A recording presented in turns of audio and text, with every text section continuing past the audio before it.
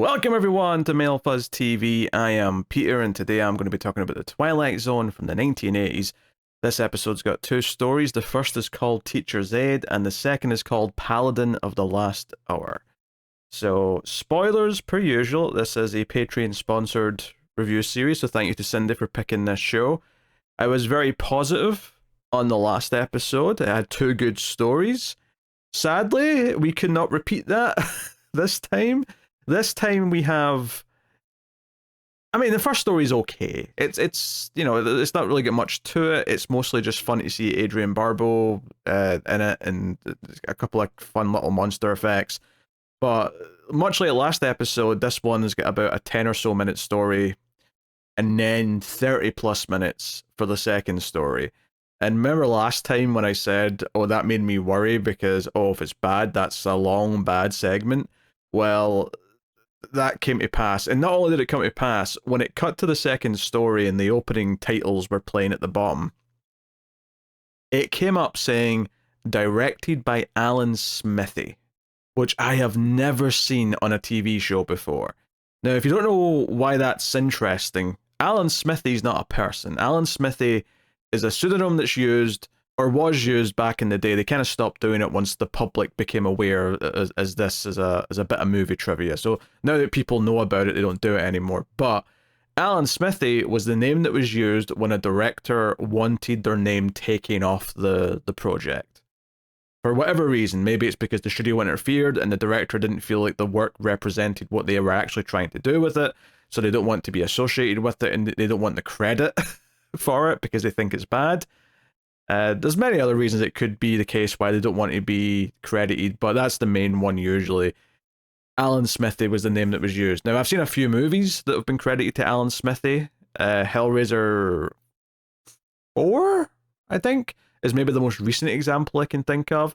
We did a movie on X-Reels called Solar Crisis, which was Alan Smithee, and I might have seen like another one at some point from the 80s or 90s, but I've seen a few movies. This is the first time I have ever seen it in a TV show, and it caught me off guard. I was not prepared for it. It's especially strange because I'm just imagining how badly the director must feel about the segment, about the story, to not want to be credited just for one segment of a TV episode. Very strange. It makes me wonder, like, what broke down behind the scenes. Was it more about pay beef or something? I mean, regardless, it wasn't a good omen for the episode or for the story to be good. And it wasn't like the worst thing ever. Don't get me wrong. This isn't like the biggest train wreck I've seen or, anything like that. But it's just not a particularly good story either. So we'll get to it. Anyway, so the first story, Teacher's Aide, it's pretty straightforward. It's basically just Adrienne Barbeau, who you might know from The Fog, from Creepshow, from Escape from New York, films around that time period. She is transferred to a school somewhere in California, I assume. And basically this school's got a really bad gang problem. All the kids are in gangs, and we see like a gang fight break out right at the start of the episode. And whilst everyone's standing in a circle just watching, including some of the teachers who are like, we'll just go get security to deal with this, we're not getting involved, Adrienne Barbeau does jump in and try and push someone out the way when a knife gets brought out. So it's like, okay, she's kind of a good person. She doesn't want anyone to get stabbed. Yada yada, right? Sets up the character. But she kind of like gets shoved down. And then the Twilight Zone element is that there's like a sort of gargoyle on top of the school, like a stone gargoyle. Kind of like a much cheaper looking version of the gargoyles that are in Ghostbusters, right? If you think of like Gozar and that, like the big demon dogs, but when they're statues at the top of the building. It's kind of like a cheaper version of that. But it kind of glows up a little bit. And it's like it puts Adrienne Barbeau into a trance, and like her face has like this shadow fall over it, and it kind of moves away. And she's kind of like dazed for a bit, but then she kind of snaps out of it, and she's helped up by the other teacher, and that's all it is. But effectively, she's like tied to a demon or something. And what the rest of this story ends up being is that this gang of teenagers keep pushing her. They keep like being late for class. They play music in class. They keep doing things and not listening to her when she's trying to discipline them or teach them. And effectively, the demon takes over in these moments, and she has super strength, and she'll pick one of them up against the wall and scare the shit out of them, or one's like buying his locker, and she shoves his head against it and like makes him apologize and yada yada. And she's confused afterwards as to what exactly is happening, because it still seems like her, but she has this extra strength, and it's kind of hurting her hand a little bit. But basically, she embarrasses all these gang members. So eventually, the leader, who's especially upset after she snaps his boombox in half in class, shows up to school after hours with a baseball bat to come and assault her, at the very least, if not kill her. It's kind of unclear how far he's willing to go. But when he goes to find her, she's kind of ready, and then here the demon takes fully over, and we actually get like makeup. Like she gets like sort of demon skin and like red eyes or whatever, and throws the teenager around, almost kills him. But the end of the story is that she's able to resist it and sort of stop the demon from doing it. And when she does this, she backs off into like a electrical junction box, and she starts to sort of electrocute herself. And as this happens, the gargoyle statue on the top of the building starts to get struck by lightning, as if the electricity is making it get hit by lightning in the real world. And then the demon's gone, she's fine. And the end of the story is the teenager, the punk, saying, you stopped it from killing me, you didn't. And she's like, I couldn't. And the story ends with him saying thank you. He's thankful that she didn't kill him, and seemingly he's learned some of the error of his ways. It's pretty simple. It's pretty straightforward. I mean, the comedy value of her like picking up these teenage punks with one hand as if she's got super strength is kind of the most fun it really gets. The only real notable things I have to say is that one of the punks, not the main one, but like his best friend, was an actor who's in Friday the 13th Part 5 of all things. So I recognized him, as well as Adrian Barbeau. Otherwise, there's not really a whole lot to say about it. It's vaguely amusing. It's kind of goofy. It's a bit hokey, but at least there's some entertainment value, and it is short. It doesn't like overstay its welcome by any means. It gets through it. At least all the punks are kind of, like over the top. It definitely feels like an 80s movie style version of like high school kids who are all like this gang who are all wearing denim like cutoffs and stuff. Like, I don't know if I remember their name of the gang, but the leader, the main teenager, like he was going with a nickname, and for some reason his nickname was Wizard. So they kept calling him Wizard. And I'm like, why Wizard? That does not sound like something that a teenager, unless like a D&D nerd, I don't see a badass teenager thinking that sounds cool. Unless they're just in the clan, but his best friend's black, so that seems unlikely. I don't understand why the name Wizard was picked. But yeah, not really much to say. I mean, I guess like if nothing else, it's the power fantasy of a teacher fighting back against really asshole kids and being able to like scare the shit out of them by like picking them up when they're being just little assholes and back talking in class and things like that. So it's a bit of a teacher power fantasy, but ultimately ends with the idea that this is why a teacher can't lose control. They have to, rise above it and show those damn kids how to behave and think. And by avoiding killing him, he seems to have learned a lesson at the end. It's pretty thin though. It's not like there's not much going on here in terms of like depth. So that's it. But it's fine. I didn't hate this story. It just wasn't like, it definitely wasn't going to save the episode if I didn't like the next story, right? It was kind of like, okay, this is a fine sort of little mini filler story.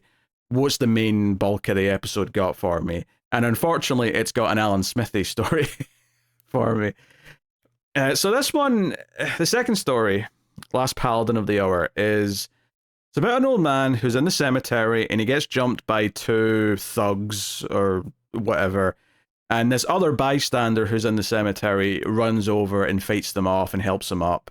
And this ends up being our two main characters. It's the old man, who we later find out is called Gasper, although this younger man calls him Dad, which is weird. I guess he's just saying it in the same way that you would say old man or something like that. But it is kind of weird how every time he talks to him, he says Dad.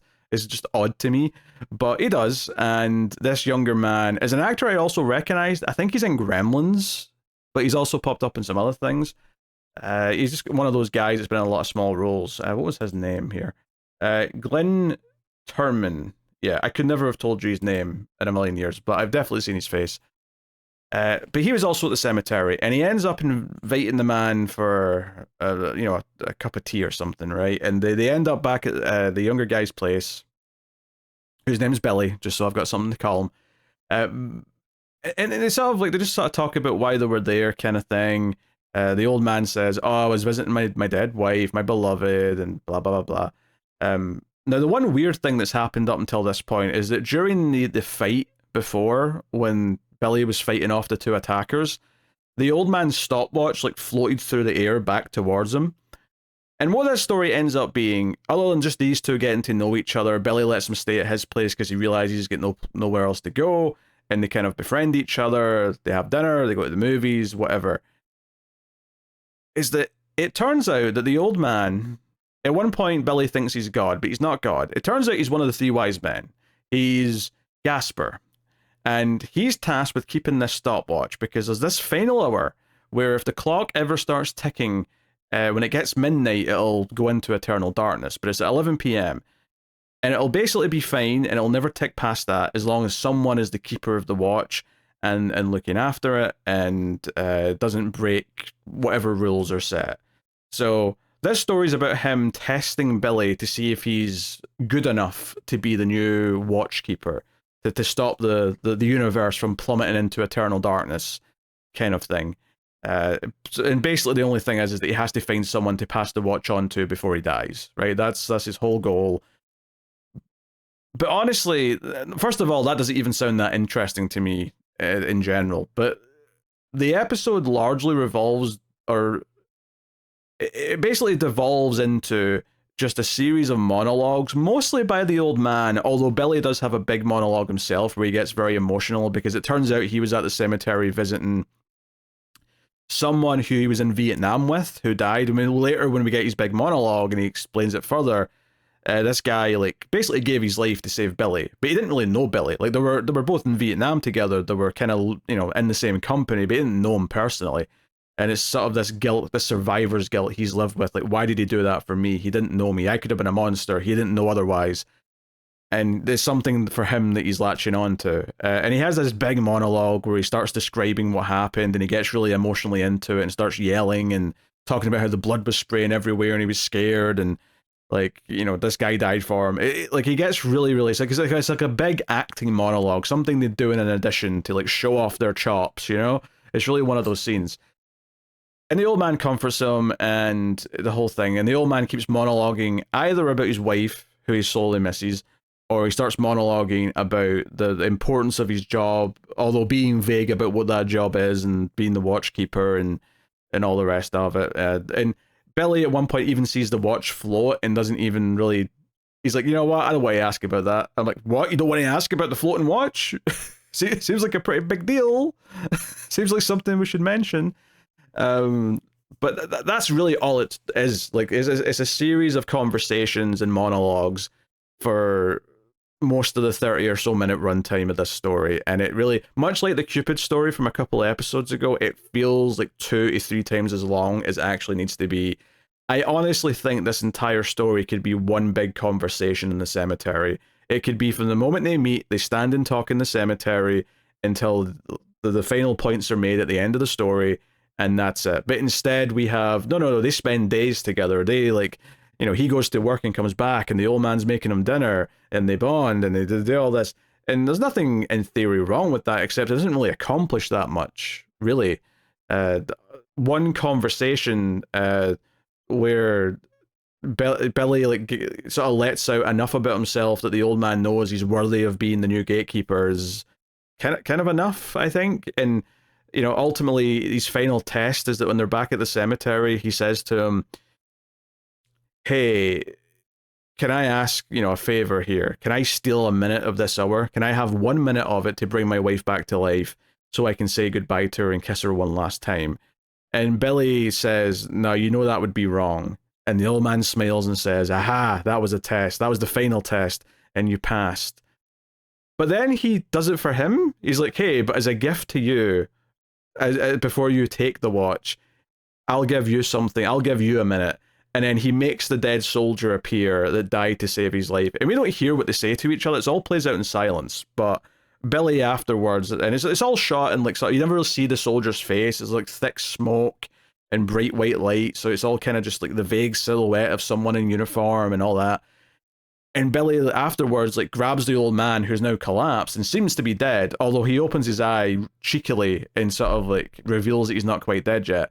But he's like, "Hey, old man, don't die." Like I told him, I tried to apologize and ask him why. He said, gave himself for me, and he's like, I didn't know you were there. I'm actually thankful to hear that someone gets saved because of what I did, because I thought I died for nothing. And he's like tearing up as he's saying this. And that's pretty much the end of the episode. Is the old man is still alive for now, but like Billy's accepted the role of taking the watch, and that's the story. I think, like I say, the biggest problem with this is that it feels like it's at least twice as long, if not 3 times as long, as it actually needs to be to get the main idea across of passing the torch, of setting up the stakes. You could have done this in one sort of bottle scene in the cemetery. It would have been a long scene, don't get me wrong. It would have been a good 10-minute scene, but you could have just done it there. And the cemetery, by the way, the set for the cemetery was pretty pathetic. Like, I feel like it would be easier to find a field to go and film in and put in some fake gravestones than what they did here, which is they actually had a set that had a very tiny kind of cemetery in it with a gate around it. And then the backdrop is, fake. It's like a backdrop of a city.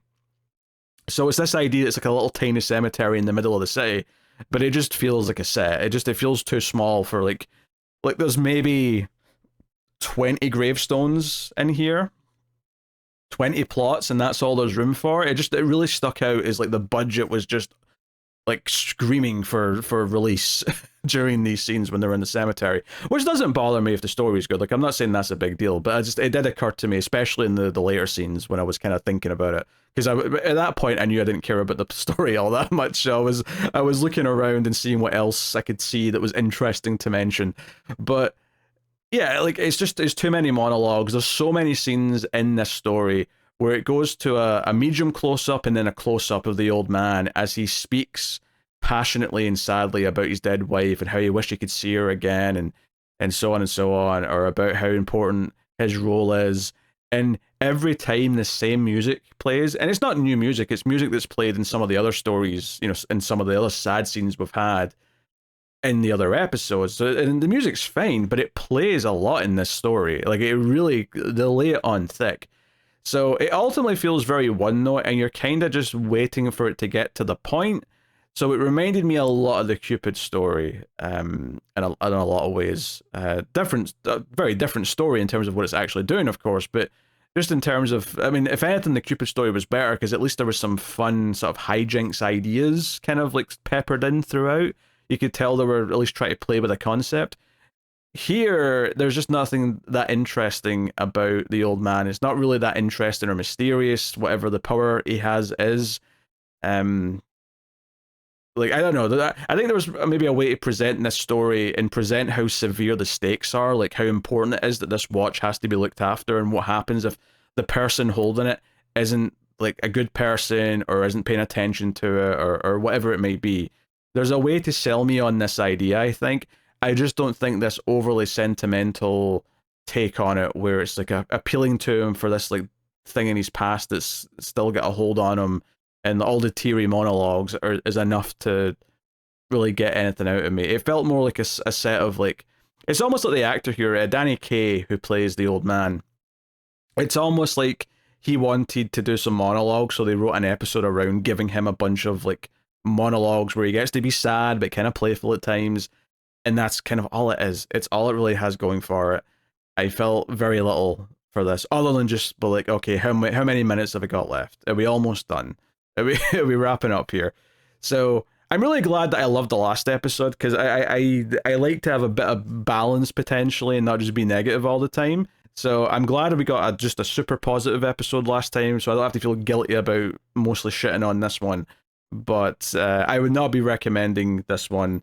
Like, I think the first story is perfectly watchable, but it's not worth seeking out either, right? But as a package, as a full episode, it definitely is not particularly great.